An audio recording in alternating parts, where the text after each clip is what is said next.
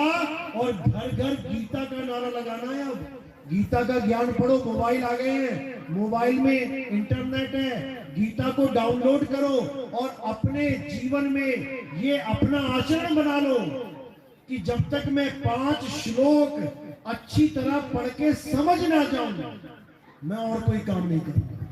केवल 5 श्लोक। उसके बाद तुम्हारे जीवन में वो परिवर्तन आएगा कि दुनिया तुम्हारे पैरों में झुकेगी।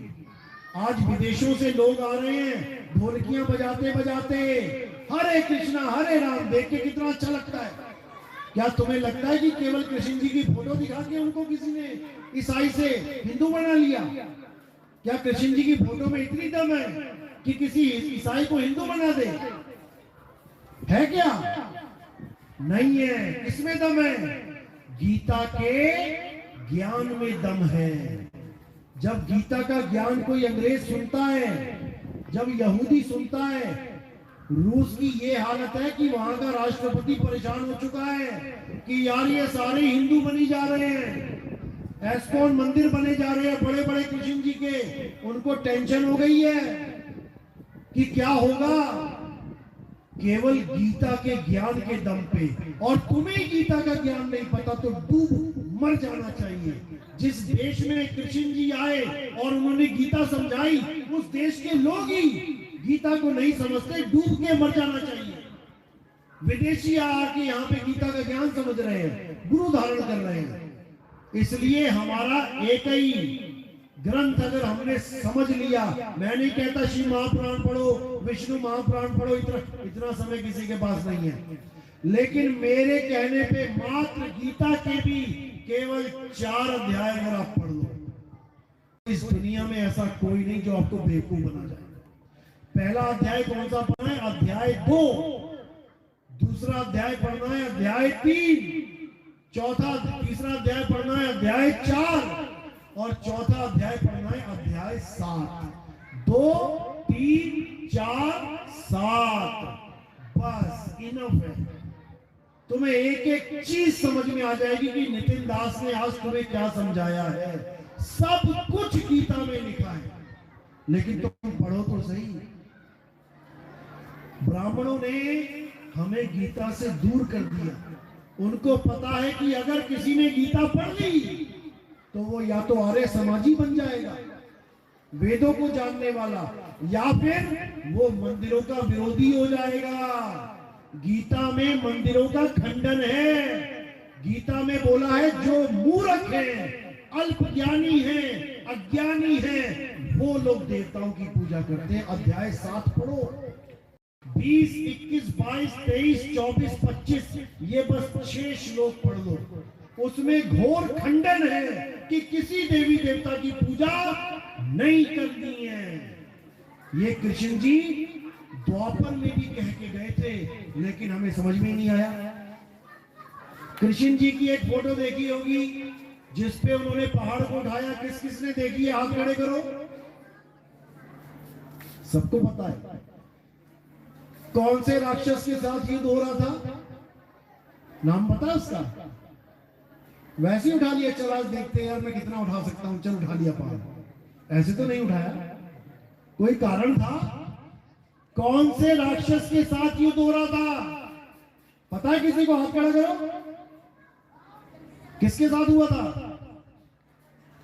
किसी राक्षस के साथ नहीं हुआ था, देवताओं के राजा के साथ, इंद्र के साथ हुआ था। क्यों हुआ था? क्योंकि कृष्ण जी ने कहा था कि आज के बाद कोई भी देवताओं की पूजा नहीं करेगा। और जैसे ही सारे गोकुल वालों ने ये बात मानी, सारे यज्ञ उठा दिए, सारी पूजाएं मूर्तियां उड़ा दी, तब इंद्र ने क्या कहा? अच्छा जी हमारे साथ पंगा। अब क्या किया उन्होंने? घनघोर बारिश करी और गोकुल वासियों को मारने की साजिश करी। तब कृष्ण जी ने कहा अच्छा तू ऐसे नहीं मानेगा। तब उन्होंने क्या किया? पूरा पहाड़ उठा लिया और सारे गोकुलवासी उस पहाड़ के नीचे आ गए। वहां पर इंद्र की हार हुई और उसके बाद वहां पर किसी ने भी देवी देवताओं की पूजा नहीं करी। उसके बाद किसकी पूजा कर दी? उन्होंने कहा अगर पूजना है तो पत्थर पूज लो। गोवर्धन पूजा करवा ली, उस पहाड़ की पूजा करवा दी जहां पर आज भी परिक्रमा करते हैं। किस किसने की है? मथुरा जाके किसी ने परिक्रमा की है गोवर्धन की? नहीं करी तो करवा देगा कोई ना कोई दूरी, चिंता मत करो। तो कृष्ण जी उस वक्त समझा रहे थे कि किसी देवी देवता की पूजा नहीं करनी है, केवल आत्मा को पूजना है। और आज कौन समझा रहा है? ये तुम्हें कौन समझा रहा है? नितिन दास समझा रहा है कि किसी देवी देवता की पूजा नहीं करनी है, अपनी आत्मा को जानो। उस वक्त कृष्ण जी की बात तुमने ना मानी, इसीलिए तुम आज यहाँ आके फिर कलयुग में पैदा हो गए, जन्म मरण से मुक्ति नहीं हो पाई। अगर आज नितिन दास की बात नहीं मानोगे तो फिर कहीं ना कहीं आके किसी माँ के गर्भ में उल्टे लटक जाओगे और उसके बाद फिर यहीं पे जन्म मरण में धक्के खाते रहोगे। इसलिए अच्छी तरह समझ लो, हमारा YouTube चैनल है कहत कबीर सुनो भाई साधो नितिन दास। हमारे सत्संग YouTube पे आते हैं, या फिर आप लिखोगे नितिन दास के सत्संग, आपके सामने सारे सत्संग आ जाएंगे। आप सुनते जाओ सुनते जाओ सुनते जाओ और ऐसे परम विवेकी हो जाओगे, फिर आपको इस दुनिया में कोई बेवकूफ नहीं बना पाएगा, स्पेशली भगवान के नाम पे। तो आज का सत्संग काफी है, पहली डोज इतनी बहुत है, लेकिन अगर आप इसको कंटिन्यू करना चाहते हैं तो आप हमारे सत्संग सुने।